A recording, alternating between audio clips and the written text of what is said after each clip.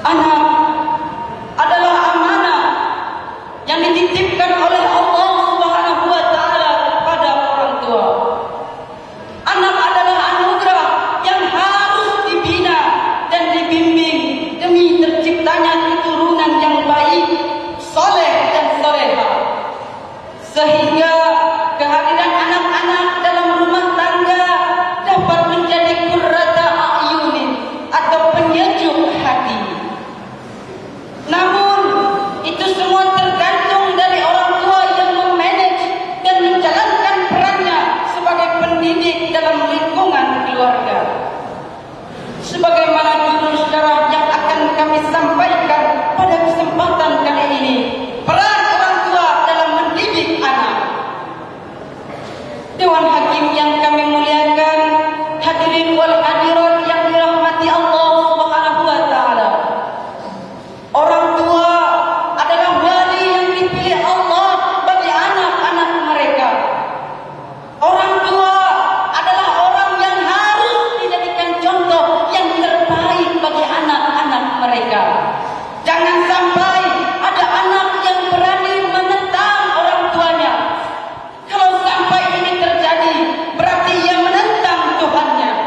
Demikian ungkapan Tom Kelly dalam bukunya Magic for the Change Your Life. Kenyataannya telah terjadi dalam sejarah peradaban Islam, di mana anak yang merupakan samratul qulub, si buah hati, belahan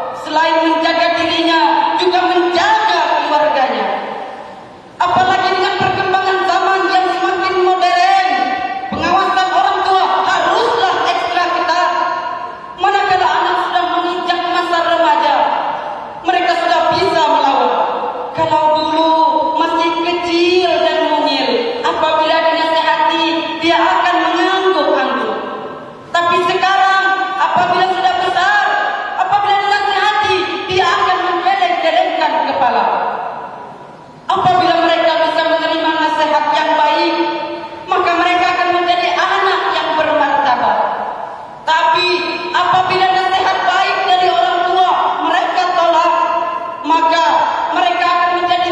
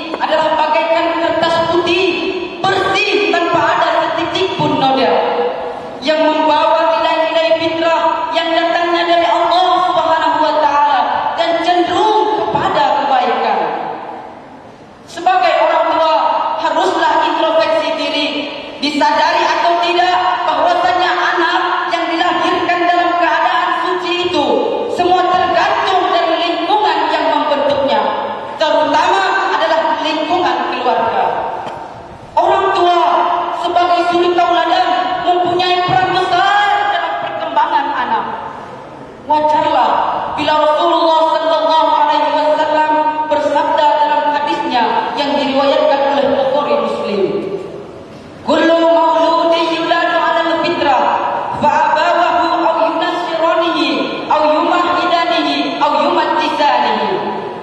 Setiap anak yang dilahirkan dalam keadaan fitrah, maka orang tuanya lah yang menjadikannya Nasrani, Yahudi atau Majusi. Oleh karena itu, jangan tunggu lagi, jangan buang-buang waktu lagi. Jagalah anak bapak dan ibu, didiklah mereka dengan pendidikan agama, ajarkan kepada mereka tentang akhlakul karimah, berikan contoh kepada mereka tentang perbuatan yang mulia, curahkan segenap perhatian dan kasih sayang kepada mereka. Ajaklah mereka untuk menyembah Allah Subhanahu wa taala sebagaimana Luqman memerintahkan anaknya yang terdapat dalam Al-Qur'an surah Luqman ayat 17 yang berbunyi, "Ya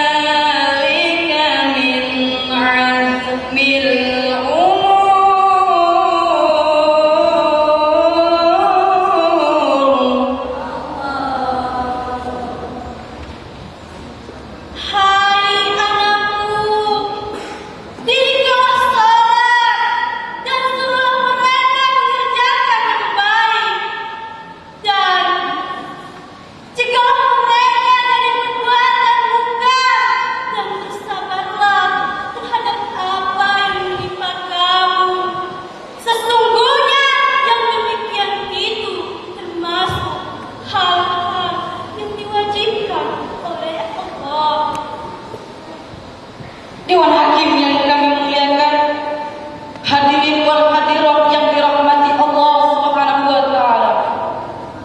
Alangkah sedihnya bila anak yang kita cintai berdosa dan salah arah. Padahal dulu waktu masih dalam kandungan sang ibu, ia disayang-sayang. Berjalan pun sang ibu perlahan-lahan. Ketika akan melahirkan, sang ibu merasa kesakitan, keringat bercucuran, bahkan darah beraliran. Begitu pula sang ayah. Ia sangat kehilangan melihat anak yang ia cintai telah dilahirkan. Ia siap bekerja keras banting tulang dari pagi hingga petang mencari nafkah untuk anak dan istri tersayang. Dengan merenungi bagaimana susah dan payahnya orang tua melahirkan, memelihara hingga besar, mendidik anaknya, sehingga muncullah harapan semoga ia dapat menjadi anak yang dibanggakan serta dapat menjadi anak dalam penyejuk rumah tangga. Tentu harapan dan kenyataan akan diridhoi oleh Allah Subhanahu wa taala selama orang tua mau berusaha dengan semaksimal mungkin. Baru setelah itu berserah diri kepada Allah Subhanahu wa taala dengan memanjatkan doa sebagaimana doa yang terangkai dalam Al-Qur'an surah Al-Furqan ayat 74 yang berbunyi, وَالَّذِينَ يَقُولُونَ رَبَّنَا هَبْ لَنَا مِنْ أَزْوَاجِنَا وَذُرِّيَّتِنَا قُرَّةَ أَعْيُنٍ وَاجْعَلْنَا لِلْمُتَّقِينَ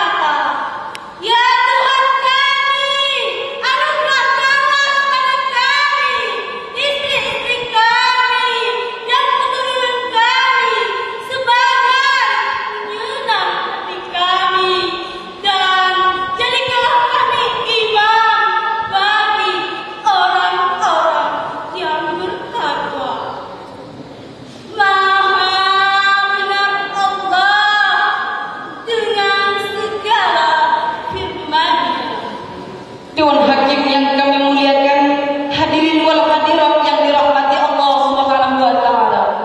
Demikianlah syarah yang dapat kami sampaikan. Kurang dan lebihnya kami mohon maaf.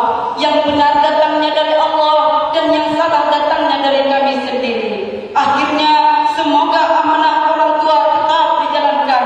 Anak yang soleh dan solehah mohon dihadiratkan. Segala godaan mohon dihindarkan. Nerakanya Allah mohon dijauhkan. Segala permohonan semoga dikabulkan. Amin, amin ya rabbal alamin.